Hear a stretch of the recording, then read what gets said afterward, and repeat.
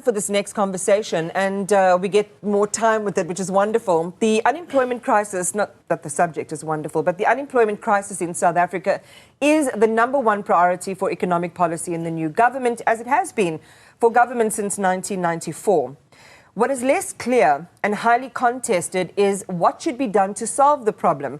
So today in this special feature, we sit down with a man who knows the numbers well, but who will also give us fresh insights on how to answer this complex question, and that is the former Statistician General, Dr. Padi Lehotla.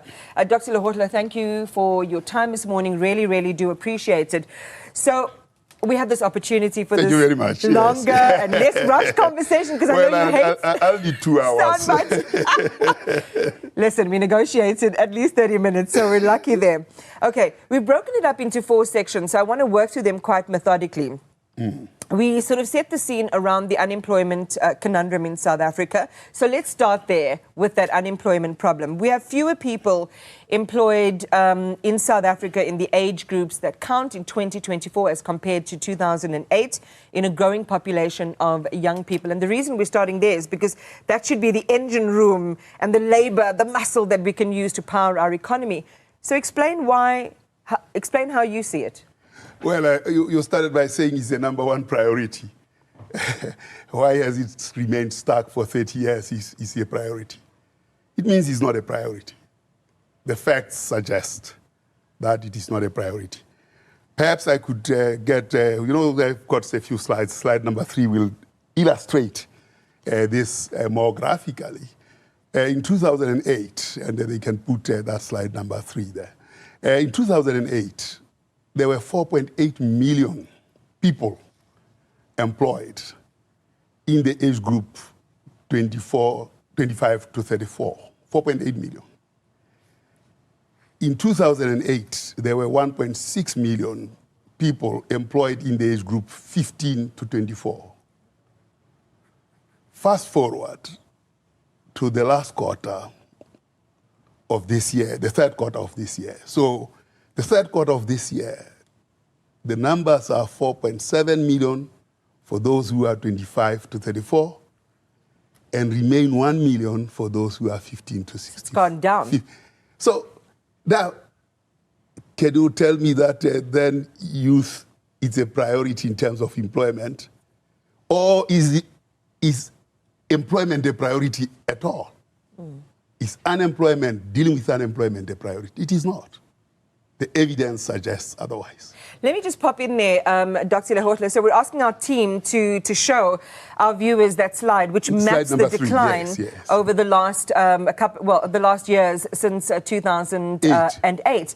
And again, debunking this idea then that if it had been a priority, we would have at least seen the number shift, because the policy, the execution would have supported that goal of prioritization. So it suggests it has not. Well, the priorities are bankrupt.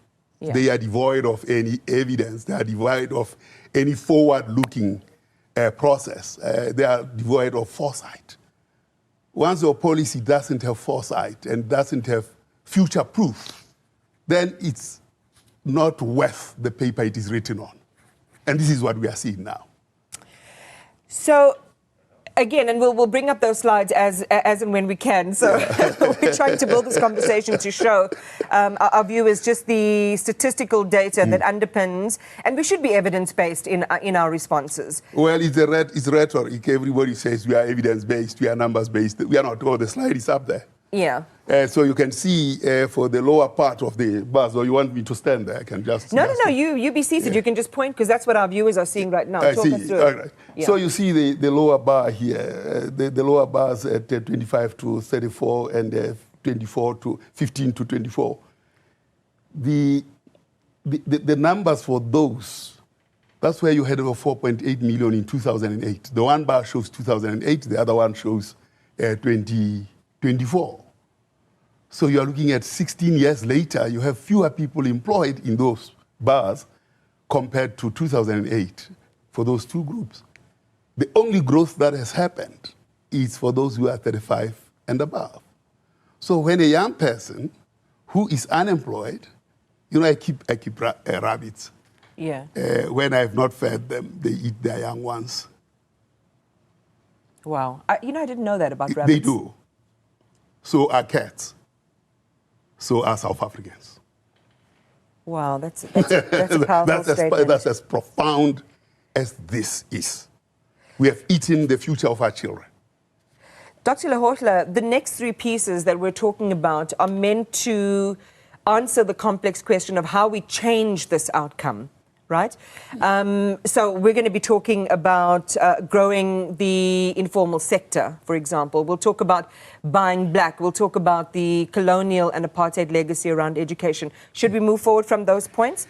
Yes, I would like to debunk the myth that Harvard says about South Africa's informal sector being small as a share of employment relative to the African countries. In fact, before you go into it, let me preface it a little bit, right? And I think we've got a slide on that as well, yes, around the informal settlement. So that's slide number one. So research agency, and you're going to talk about Harvard in a moment, but if you think about South Africa, Trade Intelligence, they estimated that the size of South Africa's fast-moving consumer goods category or retail market here in South Africa will be around 197 billion rand in 2023. 11.1 million people shopping in about 150,000 stores across the country. So the headline in Business Tech, I think that was last month, was that big business wants in on South Africa's booming 200 billion rand informal economy. Is that a well-placed argument around the size of the informal sector in South Africa? What we generally understand, that it's small, it's not going anywhere. How do you see it? Well, they've put it euphemistically. That and they show.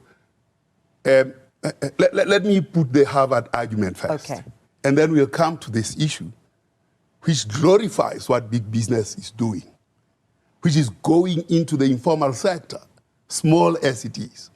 If you look at the graphs, the graph that they just removed on informal sector, if you can bring that graph again, because it compares the size of the informal sector of South Africa relative to that of the African continent. In South Africa, it is smaller. But the solution is not to increase the size of the informal sector. The key problem is concentration by monopoly capital.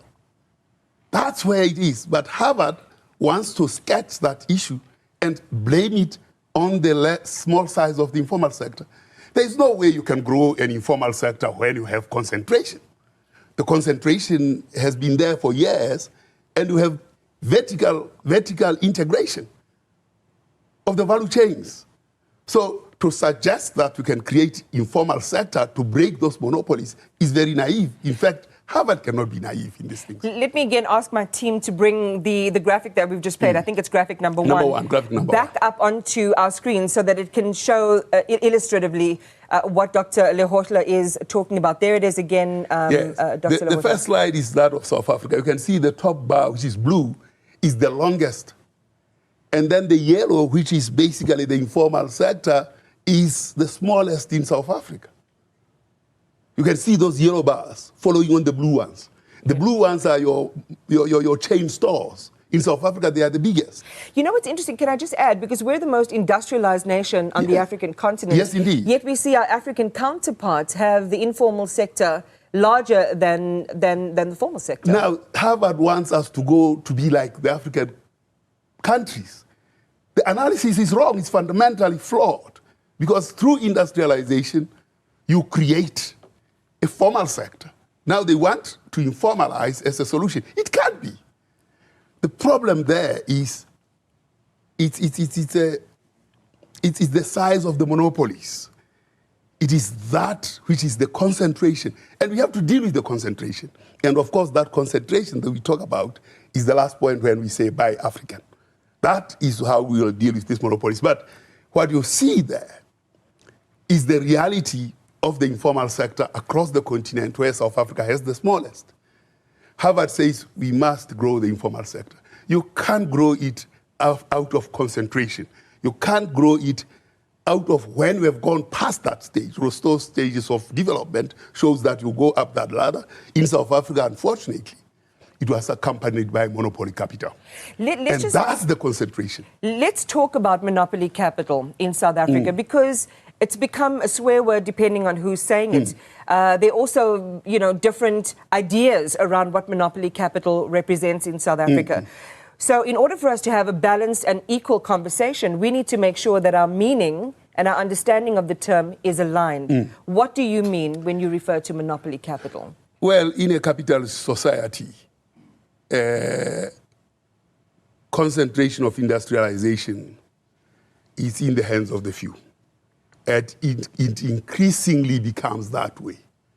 And anybody that tries to rise is killed.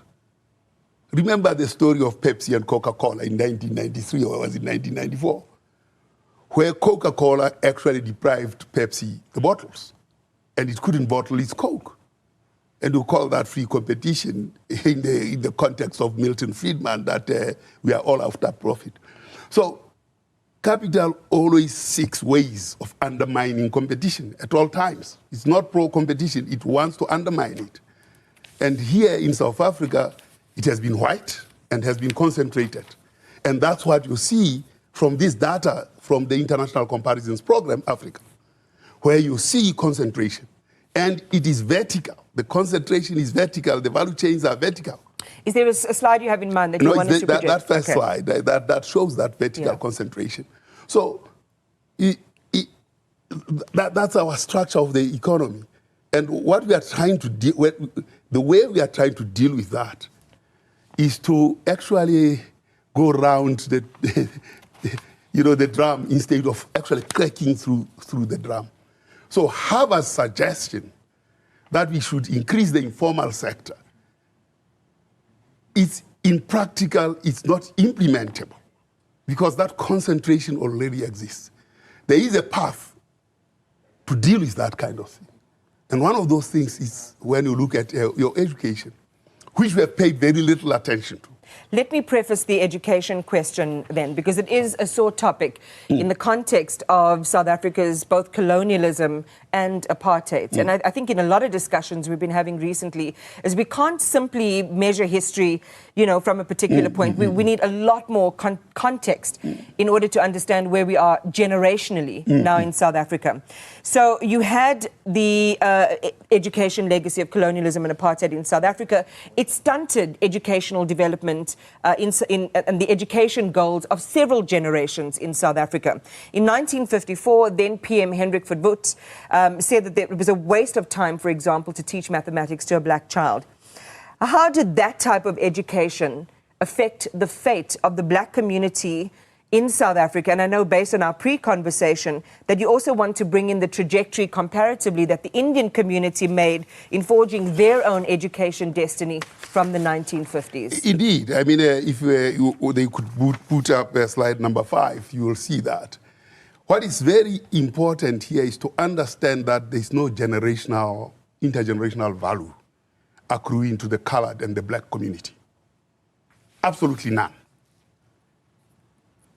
And because of that, you can see the graph of whites going up, the graph of Afrikaners of Indians going up. You see the graph of blacks and colors going down. It shows that there's no intergenerational value accruing to these people. And that's why you cannot crack that monopoly capital, which is white, actually, essentially white. The Indians were able to crack this in 1953 when Verwoerd said was the use of teaching Bantu child mathematics when it can't use it in practice. They were able to crack this. Why? Because they acted on it. They acted on the education. And you'll see that the graph of the Indians from 1953 departed from their cohort of blacks and colors. What do they do? This is where a learning organization should do and search what is it that the Indians did. Because that is what is required, with probably modifications to be done by blacks and colors.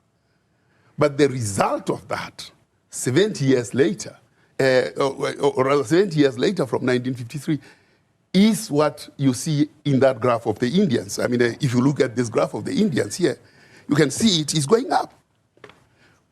For those who are 65 years, you can see that graph going up, departing from this graph of blacks, going up that way. And then the Indians and colors going that way. That's what we have to be understanding as South Africa. rather than these policies that will follow this policy, that policy, which are not worth the ink written on that paper. What you're suggesting, Dr. Lahorta, and thank you very much. I love, you could be an anchor any day because you've just mastered the ease of using the studio, so thank you for that. Is that when we see something that is dysfunctional, government ordained, not working to solve the problem it was created to work, we need something else. We need to go in a different direction. Given, well, the principle of that argument around what the Indian community did in taking education into their own hands, I'm making partly an assumption there, because as you say, some research needs to be attached to that. Given the sluggishness of this economy, the deficit of opportunity for young people, how do we take that into our own hands there? Well, perhaps we should try slide number 7, because until we understand the meaning of slide number 7, there cannot be peace in this country. If you look at the inequality amongst the blacks, this is inequality amongst the blacks. It's the highest in the race groups. Of course, neoliberal policies say some level of inequality is important for development. There is nothing that justifies this kind of inequality for blacks. And what happens is those who are like myself, who have gotten some education, we are responsible for this inequality. And those who got BEEs, because a few of them got that and left the masses poor and hungry and cold.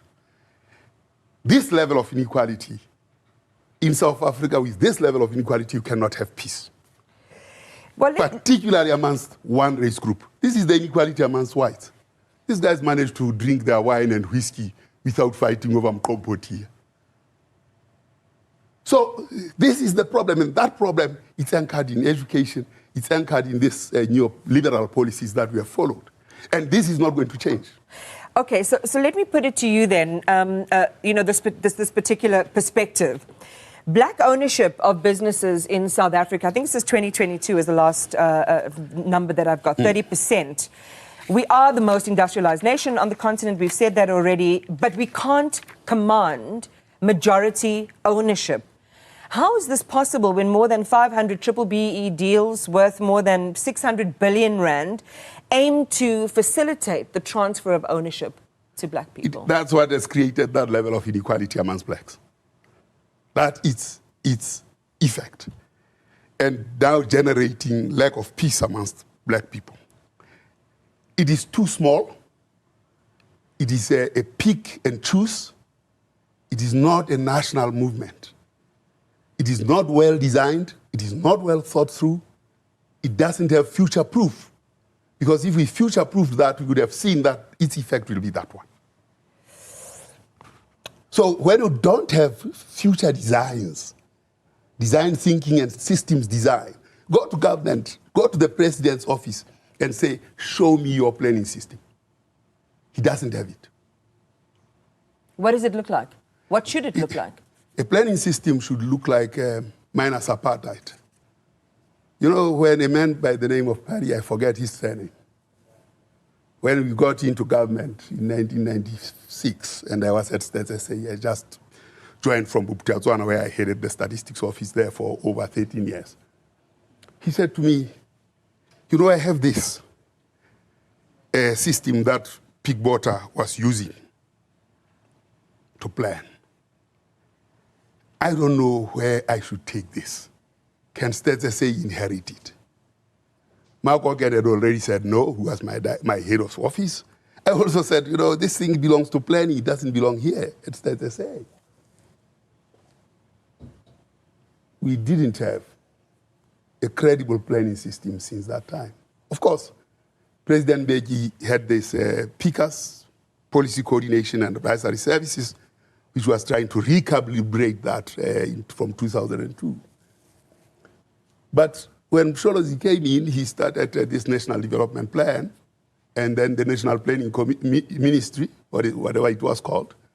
Then there was the other one, which was evaluation. And then there was economic planning. That didn't fall under planning.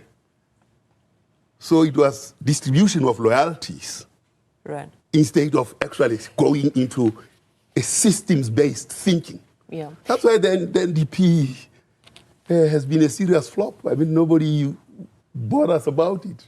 Just as the RDP, nobody still bothers about it. And we've had several iterations Well, of how to move. for that, let's be more dramatic about it and go to slide number, slide number 10. You can be very dramatic about it. So, you see this road moving from the RDP. Let's have you stand on the other side, Dr. Lehohla. The RDP, GIA, NGP, or rather, as Giza NGP, NDP, the 9-point plan, the 14-point plan, which was part of the 9-point plan, now the ERRP, and then the district development model, and master plans. We're good at plans, hey? Not worth the paper they are written on. So you don't get surprised when you get the results. Right. The results we are getting are the results we planned. This again, and I really wish we do have the opportunity to do more on this conversation, because for me it is just, it's provoking so many other thoughts and lines of questioning that I want to engage in, and maybe we can set that up in the future, because if I'm enjoying it, I'm hoping that our audience is enjoying it.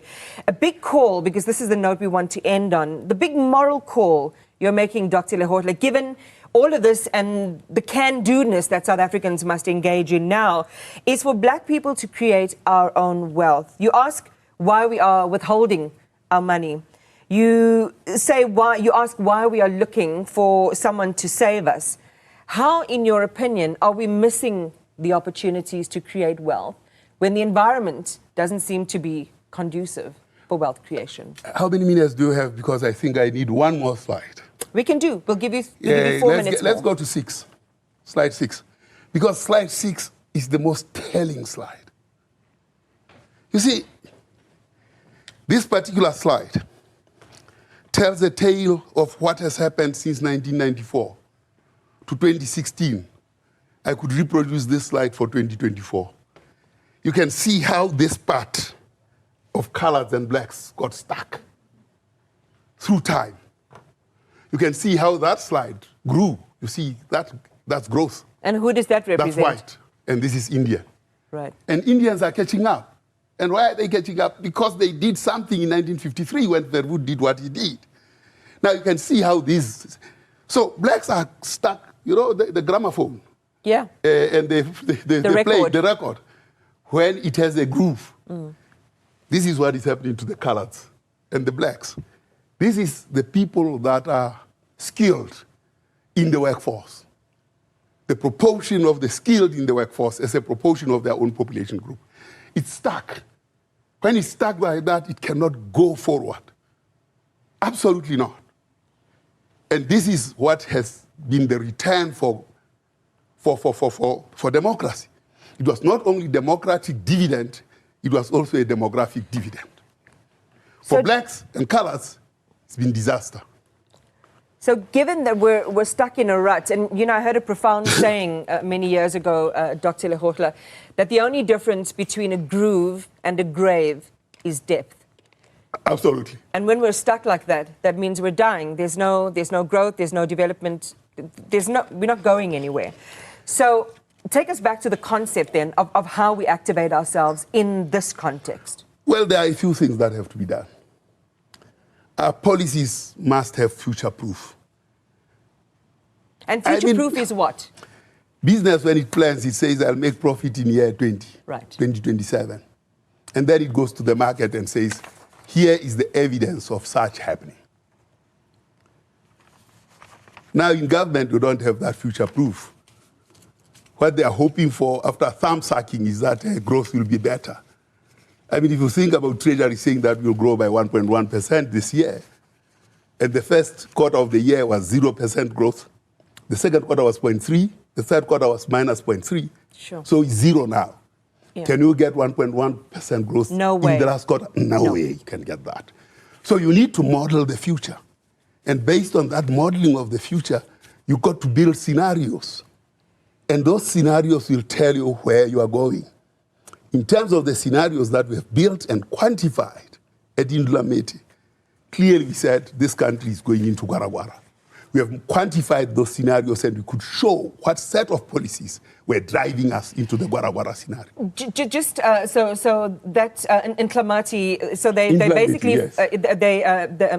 they scenario forecast South African. I think the weaver bird and all of these birds. Yes, the one that the president quoted. this is the review of those scenarios. Right, exactly. And they encapsulated in this bird metaphor. Yes, but absolutely. It really creates a good idea for where we will end up in South Africa. So I encourage our viewers to go and have a look at that.